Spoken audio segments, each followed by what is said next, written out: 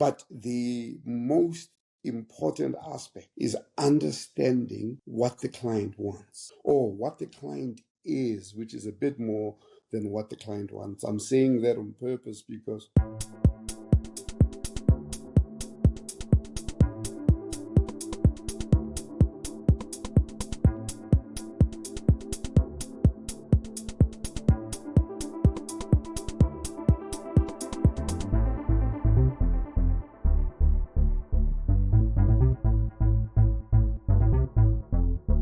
Welcome to Unhinged Podcast, Mr. Kama. How are you?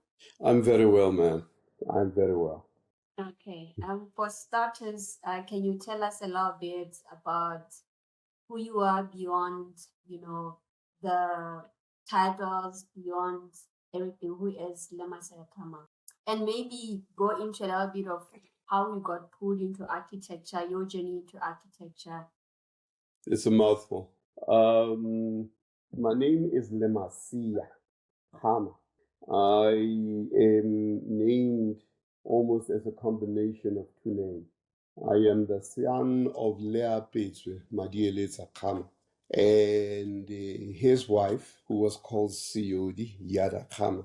I am being purposeful that way because what they did, they constructed my name. So they took the first two letters of both their names and then made my name. So Le, L-E, comes from Leapit. Madie later is the M-A, then S-E, which is C-O-D. And then the last bit is an English word called Yada, which is the Y-A. That's the spelling of my name. However, because both them mothers were very religious, when they came to explaining how and who the name is, Bawariki Lemasia Lutehapilahamudim. That's the name. So I'm an architect by profession. I am a professional architect. I have had the opportunity of practicing over many years. I've had the opportunity of working in a number of offices. The very, very, very first office that I worked with was a company that might no longer be there. It was called APS. So APS was part of another bigger group in South Africa called Osmond Lang.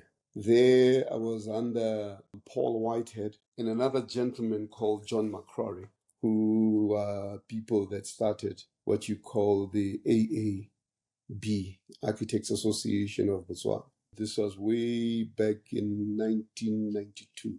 That's when I was doing my year out after having done 2 years in architecture that was required as part of my sandwich course. Somewhere along the line, a gentleman called Leta Musenyane became a managing partner to Osmond Lang. And that relationship happened how it happened. And then ultimately they parted. It happens within my time. In the parting, I then remained with Musenyane and partners. Now this is after qualifying. Then that took me from 1998 all the way through to 2000. And in 2000, I made the decision to cross the border to come and live in South Africa. Subsequently, worked for an outfit called Adrian Mazaro, AMA Architects, spent a year. Then joined MMA, that was called MMA Architects, and ultimately became MMA Design Studio. I was with them for a while, and then around about 2008, I parted ways with them. Then they went on and did my thing as Lemasaya Kama Design. And then after a while, just before COVID, I came back and I joined MMA again. And all the way up until sort of like now recently made a decision to actually set up another outfit, which is just hot off the heels, something called Lore Studio or Lore Lami, which we can have an interesting conversation about what that means. So that's my short history in architecture without speaking about the different projects that one has done and the different things that one has done with different people. There are a number of interesting highlights, which I'm sure we'll discuss as we come along. Why did I become an architect?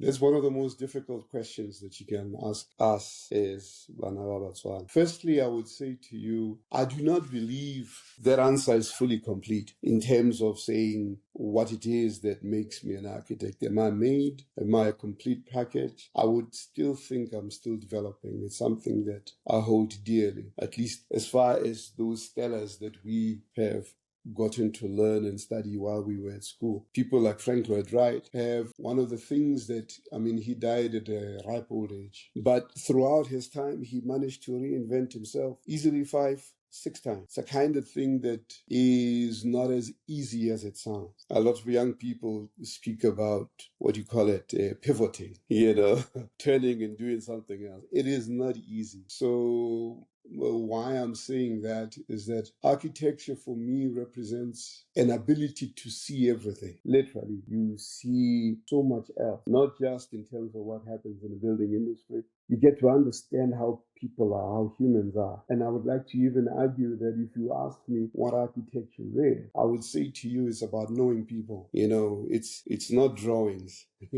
It's not building. That's a builder. The guys that drew drawings are draftsmen, or graphic artists. All of those people are what they do. But as an architect, you have an awesome responsibility of translating a person's essence without the person even having a full understanding of what that is and turning it into built form. In the middle of that, you put together teams. You work together with impossible characters like structural engineers and begin to inspire them into becoming something a little bit more better, more cohesive. And at the end of the results, when it's done well, you end up with conversations from mechanical engineers who say to you, so when you started, we didn't know what you were talking about. But now I see, I understand, and I've had those testimonials, not because they wanted to make me feel good, but they were acknowledging that we have done something different. So I didn't know what being an architect was when I decided to go and study and do architecture. Leta is probably one of the most foremost people that I knew that they were architects. I didn't know what actually fully all of that was. As a young person, I made a lot of what you call the models, cardboard models. And that became something that was developed over time. It just so happened that I came across plans of a house that he had made. He had designed a house for an aunt and uncle of mine. I didn't know who he was, but I saw this thing and then I made a model of it. It's interesting. He, at that time, had just finished studying or was about to finish studying. And he knew about that thing. So years later, when I said I am interested in going to study in architecture, at that time he was working. He was already in a practice, was working for an outfit called Ducklish Lindsay, I think, if I remember it correctly. And he took me out on a sketching exercise early Sunday, on a Sunday morning. We went to Komutshudi and took me at different places, huts. We would stop and we would sketch and we would talk and we would sketch Ambunza, all some traditional huts. And also I saw a very old Sifalana, which is a traditional granary. Very old, apparently, probably more than 150 years, but still in an environment that was very impressive. This one was unique because it was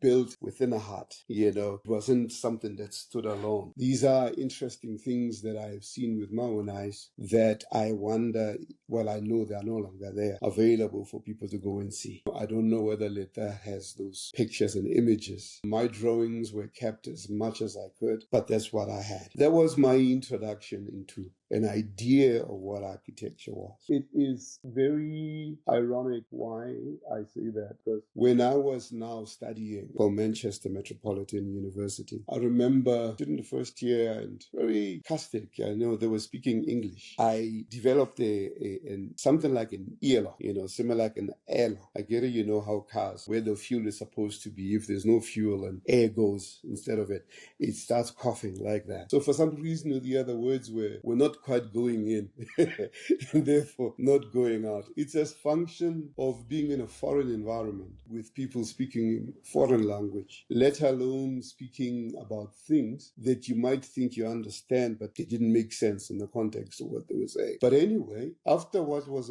seemingly an altercation of sorts, where the students were explaining to me what I had done wrong. And the tutor stepped in and says, well, you make the assumption that him not having done an entrance lobby is wrong. That's the thing. We were designing a house, and I designed a house without an entrance lobby. And this is, you assume that it is wrong, but you, at the same time, you are not curious as to why it doesn't make sense to him. And therefore, immediately turned the question to me, how do they do things where you come from?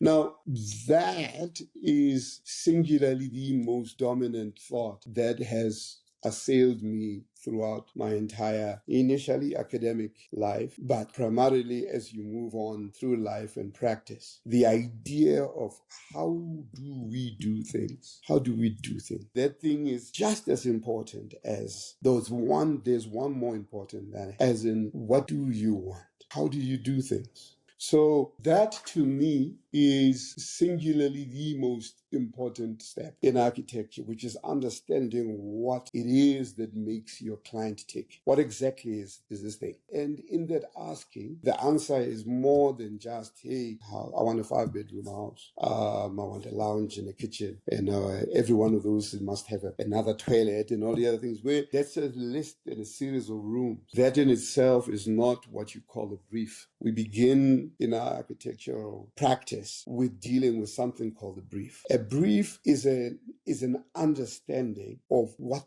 the client is, what he is, what's his essence, what makes him tick. When you sleep, which direction do you face? And if you enter, what is the right way of entering? And if you begin something and you were to say, I'm going to place my chair because my chair here is the right place, what is that point?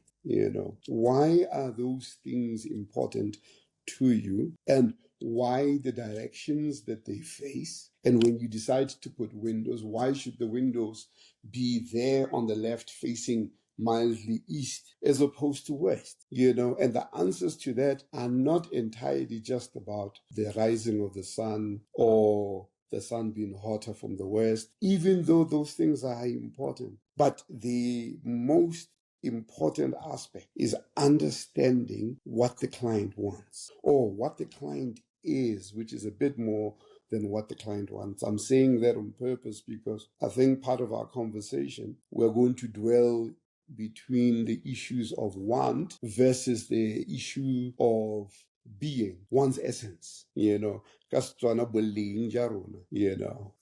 That's a brief introduction into my academic life. There's other people that have become influential at different points as we've gone along, but that was just to say that's what brought me in.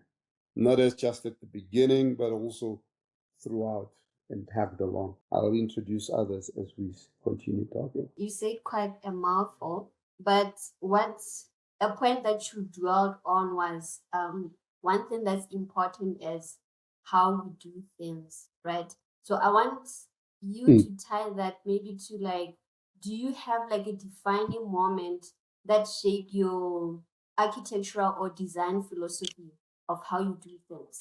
I would say the one is the one that I've just said, which is a curiosity as to how you do things. Another early client of mine, a certain Ndebele man, it's interesting because I did a project for this Ndebele man, and then not so long after I did another project for a Zulu man who just so happened to be a white farming boy. He said he was a farmer from KZN, spoke impeccable Zulu. So this gentleman, Ronin Ndlovu, was building a house, and through another interesting young lady called Potlako Hasenel, she's an interior designer, managed to get my particulars and followed me. And ultimately, I decided to actually do his house. And I did his house here in Johannesburg, in an area called Chartwell. So the Ndlovu house, the thing that is unique about it is that there was a measure of testing things, not necessarily what they can look like, but how acceptable certain things are. The question of how you do things was translated differently in our discourse in doing this thing. So the question was, what do you want?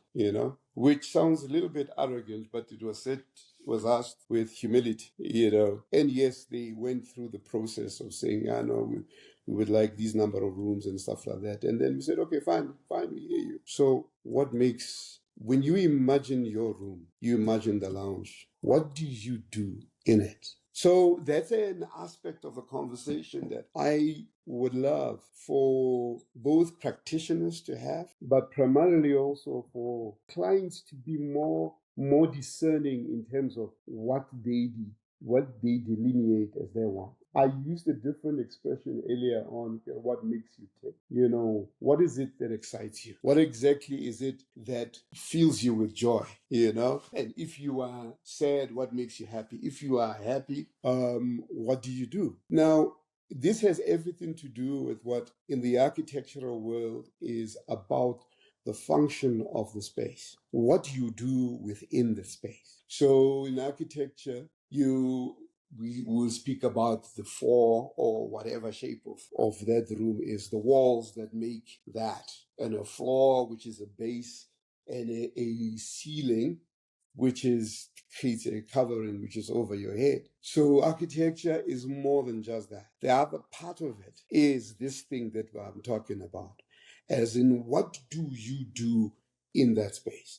It is not what do people do in a bedroom, as an example. It's not that. So a bedroom is a place to sleep, yes. However, because we are unique individuals, the question of what do you do in a bedroom has everything to do with you and your unique set of experiences. What makes you the person that you are? That is the importance of that question. I was going to say, whereas my primary reaction would be to say my own personal style is still evolving, I would say that. But there are things that I am uniquely interested in. The core of it is just that, as in what exactly is the essence of the person that is called the client that is required to make this place, this space, this environment to become a living place. There is another aspect. Those are just as much as these places are made from brick and mortar, tiles and finishes and fittings and woods and stuff like that. Yes, that's just material. That material is directly related to what it is that a person wants versus what a person's experience is in life. And then the third bit that is important as part of that is that in the crafting of these spaces, there is an aspect of myself that I have to pour into this so that this becomes a unique blend of more than just brick and mortar that goes in the forming of the spaces. Why I say that, the aspect of informing myself and growing and broadening my experience is very important. There's another bit of it that is also just as important, which is anchoring myself on things that are important, which, interesting enough, are not so dissimilar from the broad questions that I was given to the client, as in what makes them tick. I need to also give them examples of what I mean by a tick on my part.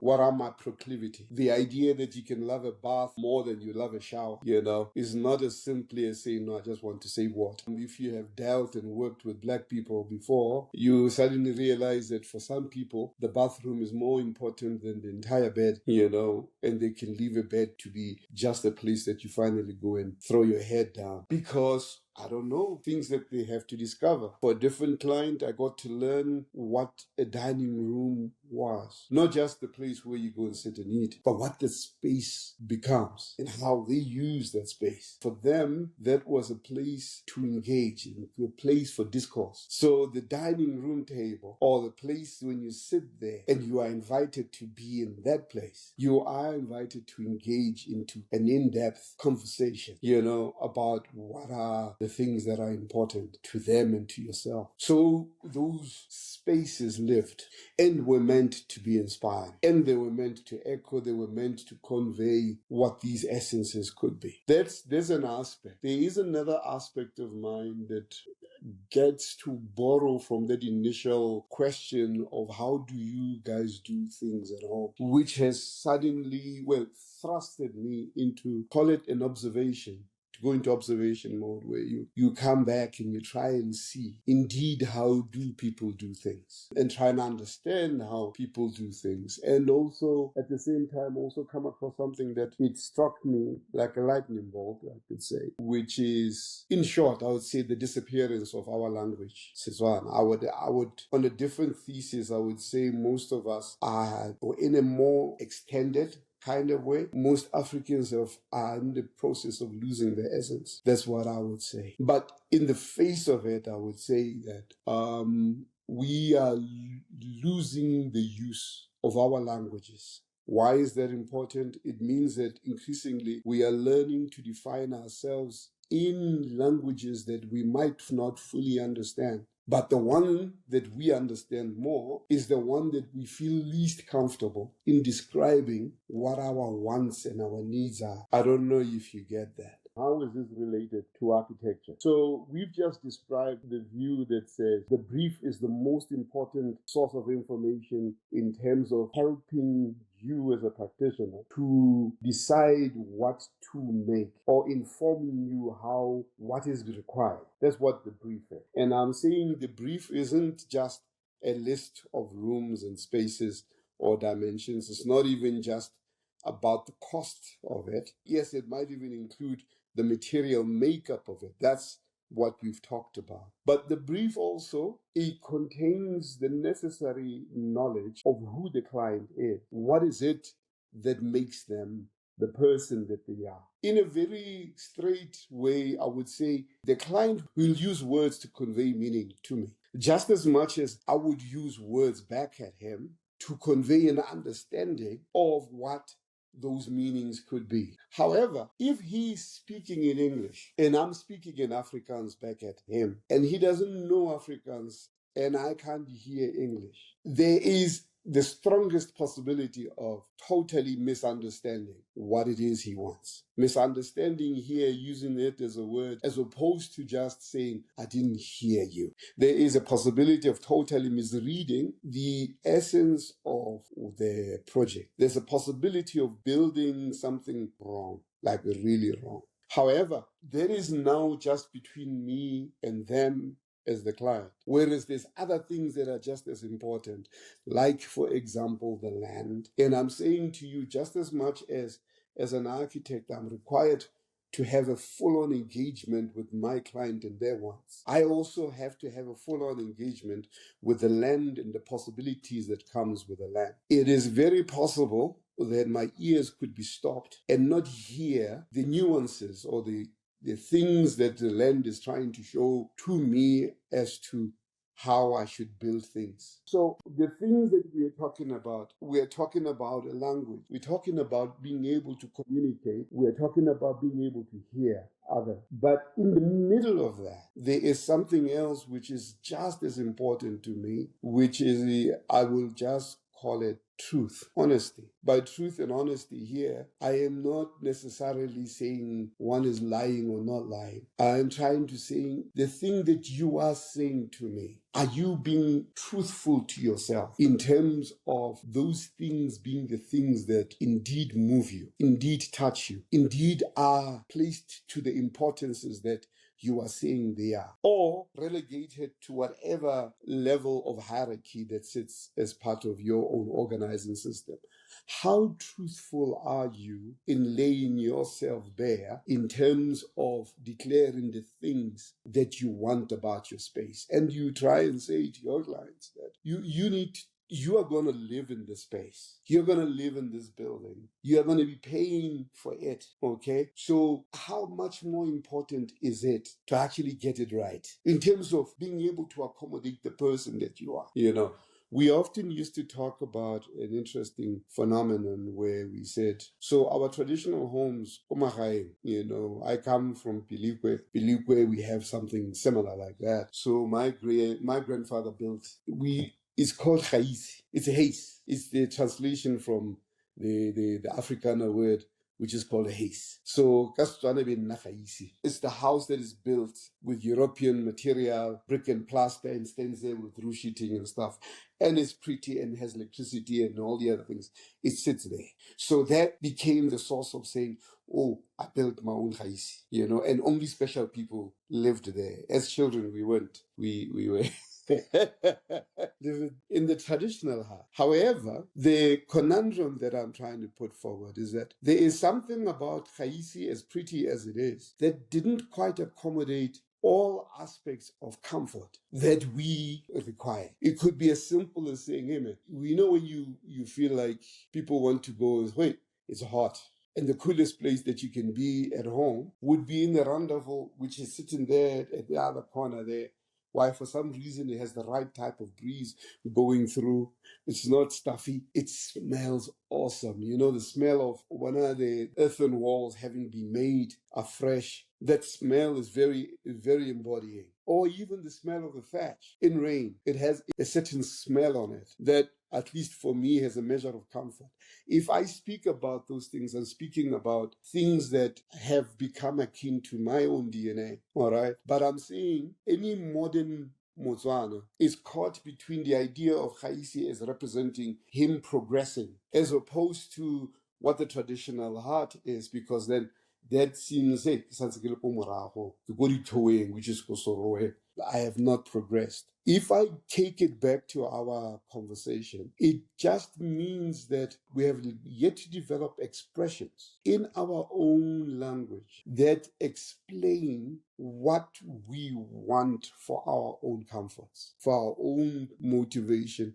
We are yet to determine what progress means for us in our own terms. It actually means, in most instances, we are probably borrowing notions from other people, other cultures, and appropriating them to ourselves and simply thinking, yeah, it works for them, so maybe it will work for us. So the element of truth is, okay, now you've built it and you're actually staying in it. Does it really work for you? Those that have different beliefs, can you commune with your people in your space? And if you can't, why?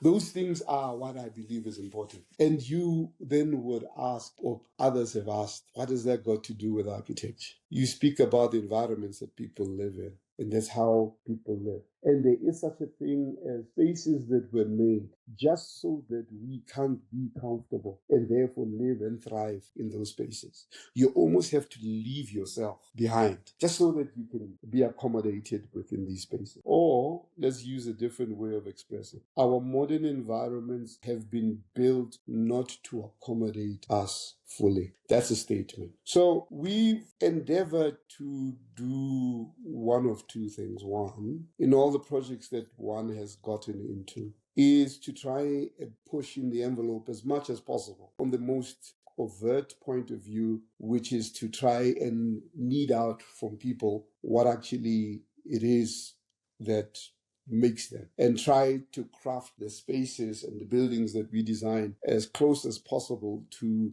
it being a translation of that or the accommodation of that essence. So that's one direction. Another direction that one has also tried is to find different ways of translating things that are important in cultural terms. So there was a period I would argue in South Africa mainly, but I know in Botswana they followed through on it, where all of a sudden people wanted to build, and actually put them as decorative pieces in the rooms. And that created a question around something called, is it cultural appropriation? I don't know if that word means much to you. So it's motifing, for lack of a name. It's motifing. So somebody is walking through the field, and then grabs that and then puts it in his lounge and says, hey, it's an art piece. So on one level, yeah, it works. It could work. It could be an element of extreme beauty. On another level, it could also be, wow, are you Aumulimi Murui? I mean, does this mean anything to you? Why this particular Mohoma? And if it is that important to you, where indeed should it actually really be placed within your space? Oh, does it take the space of a TV? Is it how more important it is? Or no, maybe it's not. Maybe it can sit in place of an altar for those that have altars in their homes. What exactly does this thing do? Or sometimes you just picked it up from a fliberous point of view. You just picked it and put it there. The honesty is speaking to any of those things. So, and I'm saying this because none of the answers are negative, but the thing that is most important in the process is simply being able to say, and as I have experienced sometimes, where somebody says, I don't know what it is, but that is hell of a interesting. So we did a project for the University of Botswana as a joint venture between myself, GBK, which is Horata Bonte Khafela, Mutsepe Architects with a young man called Penyo. We did this thing which is called the University of Botswana Staff Conference Facility. It's in Village. The client wanted a building that was representative of the unique heritage of that could be seen in Village. And we, I think intentionally, I must say that, we intentionally missed because we came up with a concept that was a lot more good. It's in Setswana, for lack of other word, it harkened a lot more to what we were pointing out as things that were prevalent within the Setswana environment. We took a history point in a moment. We collated a series of images that we could glean from those different moments, and then collated a collage of spaces and an experience. And therefore, from there, developed a form and then presented it. And he looked at it and he says, hey, I wanted something that espoused the colonial history. That's what he wanted to say, but he didn't really quite say it. So we got to a point afterwards and he was saying, no, these are the things that I was looking for in Arwansa, those colonial buildings. And why? Because yes, Village at one point or another had a number of really perfectly colonial buildings that happened as part of our colonial past. The irony of it is that in wanting that meant that the things that were more akin to Setswana, and not pointing to the colonial master were the things that were not wanted as part of the building. Except one aspect that kind of like saved this thing, because the guy said, yeah, you could do that, but that building that you now put there on the corner there, I don't know what it is about it, but I want that. So we had built, as part of the forms of the buildings at the end, an area that we translated, the Sefalana, very much grain silo. We translated that as an idea of a grain silo, and in it we formed it as a base restaurant, and within it we also formed it as an area where at the top of it you can actually sit, and the staff canteen, that's where they sit looking out into the rest of the yard. It was crafted initially with wood. We changed everything, ended up building it with steel and brick, but I still believe it has a measure of form about it that has endured. The rest of the other things that we did in that thing we had to make them as subtle as possible, just so that we don't quite injure the requirements of our client, but at the same time try and bring the essence of what it is to live in an African bush if you were a Motswana. So textures, we try to translate textures, we try to translate ideas of courtyards, the patlelo, and thresholds, and how the house was then built with eaves that seemed long enough to kind of like protect the walls. And those are things that if you start translating it from the traditional builds, however what you'd regard, there's a lot of learning that comes from that. And all of those things are things that we were, in a manner, being a little bit underhandedly trying to hide these interesting things in order to create an aesthetic that still looks like it's European, but we also know where it comes from us. It's a story that's both painful and triumphant, because where it's successful is really successful. Where it's painful is where you've been told, no, you shall get rid of this. And then that's it. That idea is dead. You have to remove it because now the client doesn't want it. What interested me in what you said is when you touched on the influence of language on design, because language, I think, sits at that intersection of more of how we identify ourselves as people and how we interpret and understand things. So like you're saying, most of what we understand is not from ourselves because of how it's defined or the languages that are used. So that's quite an interesting concept of language influence on design. There's a lecture that I was invited to make. This is at the University of Botswana. Certain Professor Alina asked me to speak. It was a multidisciplinary class, and I was speaking to these young students. So the core of it was language. And the point I was saying to them, wanted to make to them, was that what they spoke as Setswana is totally different from what I speak as Setswana. And I wasn't saying this by saying to them that I am old than them, but I was saying there are words that no longer make any sense, but are still in use. But if I ask them, they won't know. Hore, this one guy. So I used an immediate example, and I said to them, "Kere, hanka wara kere kgome khunwana." Do you know what actually that means? So there's a lot of them who would say "Harebadisa," and which is true. So kunwana does not make sense. Whereas the word kuno is not strange, as in there are many other kunos that you might know. So kuno is red. It's a funny, interesting kind of red.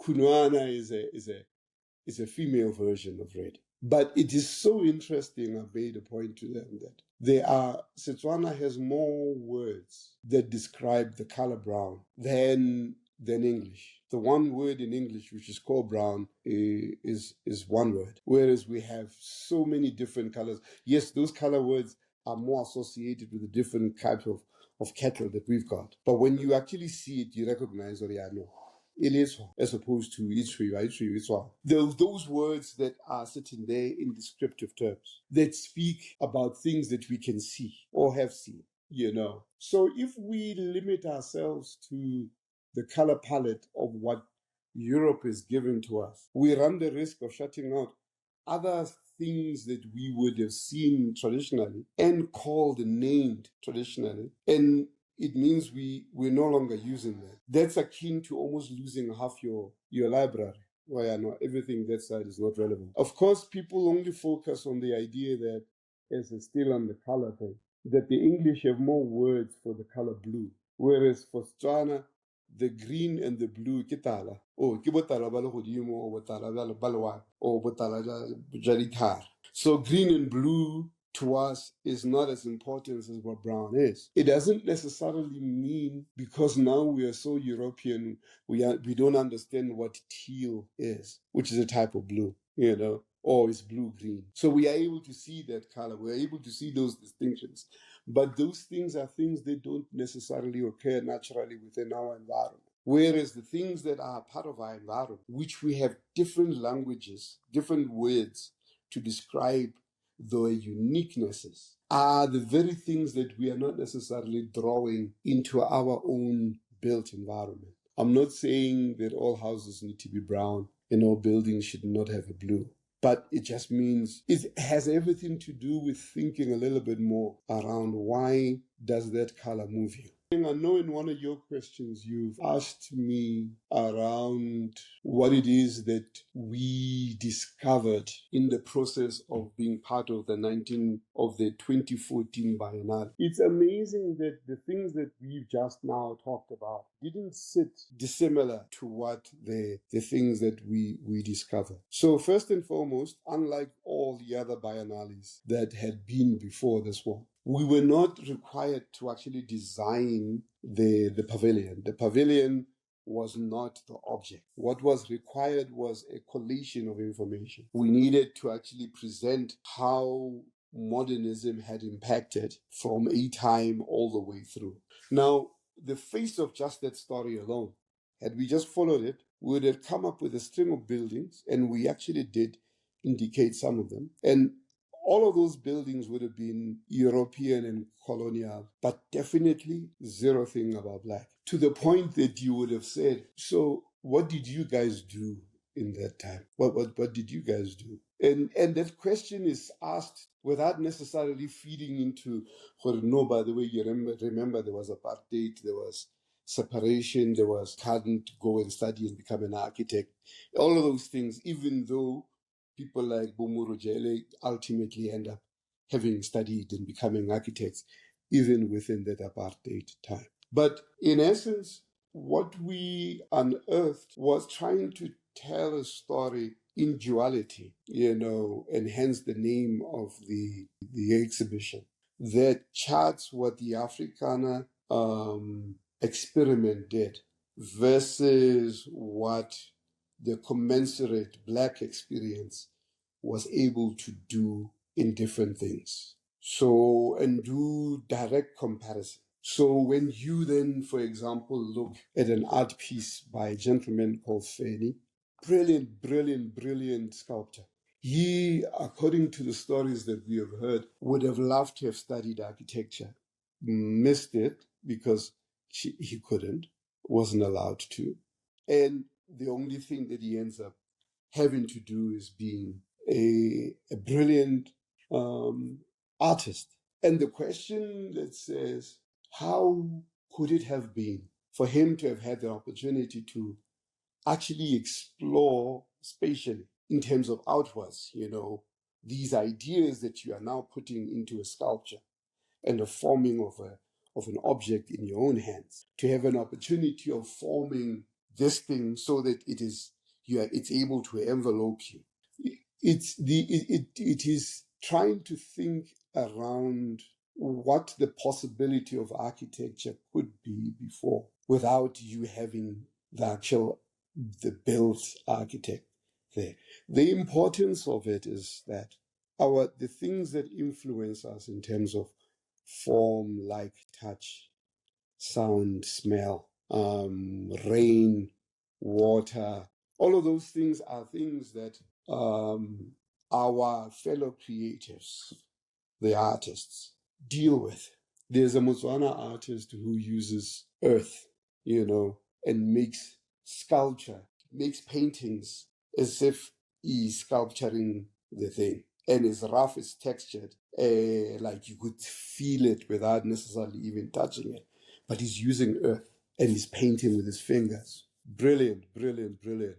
Interesting enough, on another project that we had an opportunity to be involved with, The Cradle of Humankind, one of the designers came up with an idea of it's a notion that says we are one. And we played with the idea of what can it be if everybody that was to visit this place was allowed to actually place a hand on this one textured space and color it, more than, imagine if you have a red paint and you leave your handprint.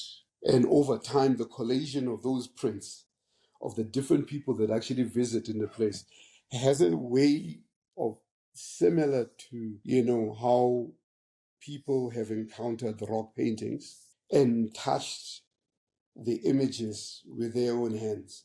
I know there are people who say, no, you're ruining the painting because you're touching, but there is also a thing of you translating your DNA onto those walls, and that touching of it becoming a part of the painting yourself and leaving something of yourself on it as part of the future generations. I'm saying that from a point of view that the rock painters were not painting with their hands and fingers because they had not discovered the paintbrush. I'm saying they were doing something primal, which is the translating of their essence by drawing with their own fingers. That in itself is what I see. You can use a trowel and do the same job, but it doesn't feel and look the same as when it's been done and patterned with those hands. There's an essence of people being imprinted on the wall. And years later, when you look at those walls are speaking, saying something through to you. Not just pattern in terms of saying, what does the pattern mean? But I'm saying it is pattern that speaks a language which is not just word, it's a visual language. So we argued that way with the biennial. The third thing in most of these endeavors is that the people that are the hardest to convince around the need to have ourselves invested in the environment, the built environment that we live in. It is us, it's you and I. These things are not important enough. we believe that it's too much of a burden, or we forever wanted to have a glass house. Not to say one can't do a traditionally a reflective building that reflects traditional concepts in glass. I'm not saying I can't do that, but it's speaking something, saying there is such a thing that is directly opposite to a culturally responsive space. There are spaces that are designed to not be accommodative of us. There is a conversation that speaks to how the young are desperately trying to claim the urban spaces and turn them into something that is more akin to themselves. And there are practitioners that try writing ideas of an architecture without architects. I understand that. Either way, I stand on the other side where I say the need is too much. The need of self-representation is too much. That whoever can and whoever has an ability to do it actually should do it, to explore, even to question. The idea is to question. You're putting things to question what they are. This thing, yeah, with the DNA, we encountered it on another project. We are part of what you call the Presidential Library, Yagat Mbeki. The designer of the architect is a British architect. They are wanting to build these things with rammed earth. On paper, the idea of it is brilliant beyond imagination. However, it is also tame because they are trying to refine it, or even clean. Simple questions that we posed. We says, wow, where does the red come from? Why do you want the walls to be red? The quick answer is that no, it's akin to the red, the other soil, Johannesburg. All right. I said, okay, I understand. Which soil? Oh, that soil, I hear you. How do you maintain that? Okay, yeah, no, we're going to sort of like freeze it into the wall. Look, rammed earth walls are a motif anytime you look at it, you want to touch it. When it's done very well, you're forever trying to knead. It's very, very moving as an idea, and I believe it can be brought to that. However, we thought there was another idea, and I said to them, get it. Traditionally, ox blood was used to be mixed with a soil and plaster and as a binding agent. And the question is, maybe were you paying homage to something like this? And neither we were to declare. So there are these things, these opportunities that we can get to actually explore what I believe is our essences. But like I said, we are the ones that actually preventing ourselves from actually getting there.